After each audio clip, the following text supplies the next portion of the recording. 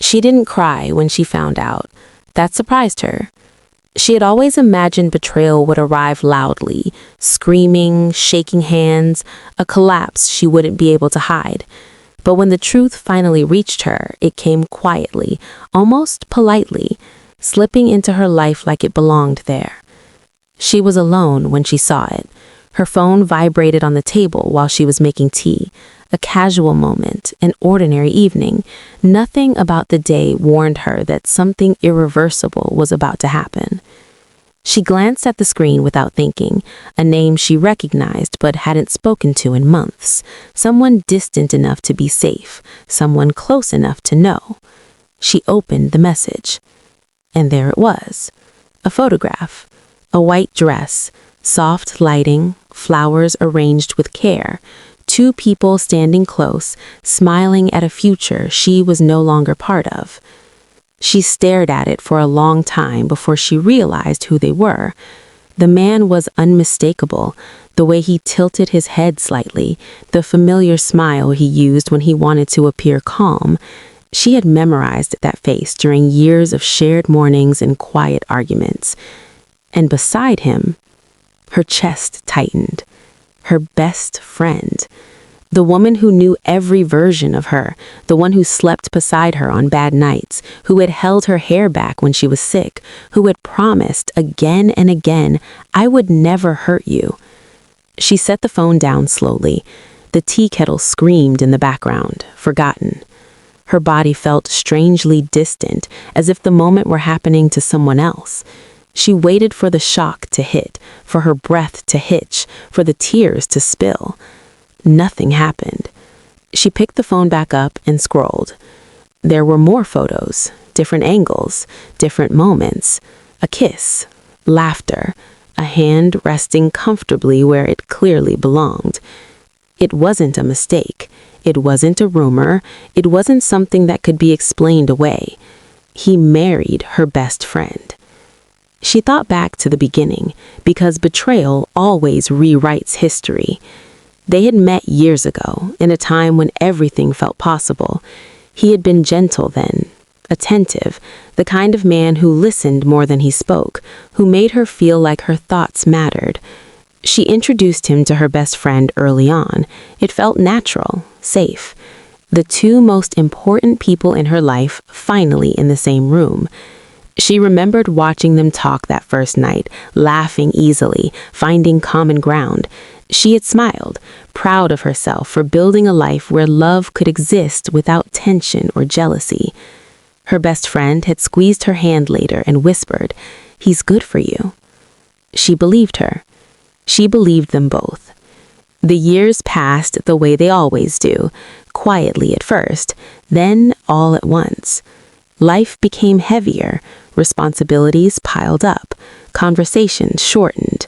Love didn't disappear, but it changed shape, becoming something less obvious, less urgent. He grew distant in ways that were easy to excuse. Work stress, fatigue, the natural drift that everyone warned her about.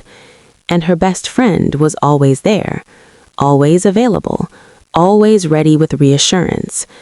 "Relationships have seasons," she said once, sitting across from her with concern painted perfectly on her face. "It doesn't mean he doesn't love you." She nodded, grateful for the comfort. She didn't notice how often her best friend mentioned him, how naturally his name slipped into conversation, how easily she descended him when frustrations surfaced. She didn't question it. Trust does that to you. It blinds you gently. The breakup was quiet. That should have been her first warning. There was no dramatic fight, no betrayal she could point to, just a slow unraveling of something that no longer knew how to hold itself together. He told her he needed space, time to think, time to understand what he wanted. He said he didn't want to hurt her. She believed him. Her best friend held her that night while she cried, whispering that everything would be okay, that sometimes people needed to lose something to realize its value. She stayed over, slept beside her, stayed until morning. She never said she would miss him too. After the breakup, things changed subtly. Messages were answered longer than usual, plans were postponed. Her best friend was suddenly busy in ways she'd never been before. She noticed, but she didn't accuse. She told herself she was being sensitive. Heartbreak makes you suspicious, she thought. It distorts reality. So she stayed quiet. She healed slowly, painfully, in pieces. She learned how to sit alone without feeling abandoned. She learned how to go days without thinking about him. She learned how to smile again without forcing it. And all the while, something else was growing, unnoticed, unspoken, hidden behind kindness and concern. The wedding was small, according to the captions, intimate, meaningful, surrounded by people who mattered. She wasn't one of them. She scrolled through comments written by strangers congratulating a love story she had unknowingly helped build. People called them perfect together. They said things like, "You can just tell when two souls belong." She wondered how many of those people knew the cost of that perfection. She wondered if her best friend ever thought of her while walking down the aisle, if her name crossed her mind during the vows, if there was a moment, even a second, where guilt tried to surface and was quickly buried beneath happiness.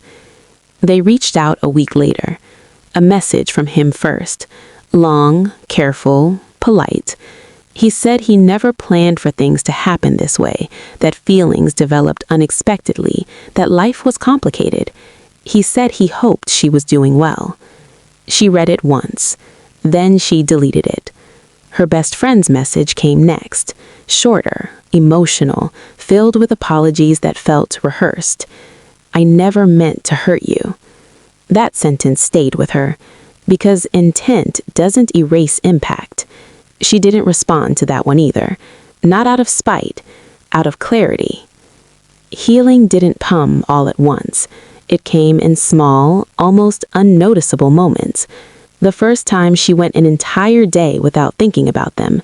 The first time she laughed and realized it was real. The first time she trusted someone new enough to let them see her scars without explaining how she got them. She rebuilt her life carefully, with boundaries, with honesty, with a deeper understanding of herself than she had ever had before. She learned that betrayal says more about the people who commit it than the ones who survive it. She learned that loyalty is easy when things are comfortable and rare when they're not. Years later, she saw them again, by accident. They were older, softer around the edges, familiar in ways that no longer hurt. They saw her too. There was recognition in their eyes, hesitation, something that looked like regret or maybe relief. They didn't speak. They didn't need to. She realized then that the story no longer belonged to them. It belonged to her, and she had already moved on. Some betrayals take everything from you. Others give you something unexpected. Freedom. The freedom to choose yourself. The freedom to walk away without closure. The freedom to understand that not everyone who smiles with you is rooting for you. He married her best friend, and in doing so, they revealed exactly who they were. She didn't lose love that day. She lost illusions. And that loss changed everything.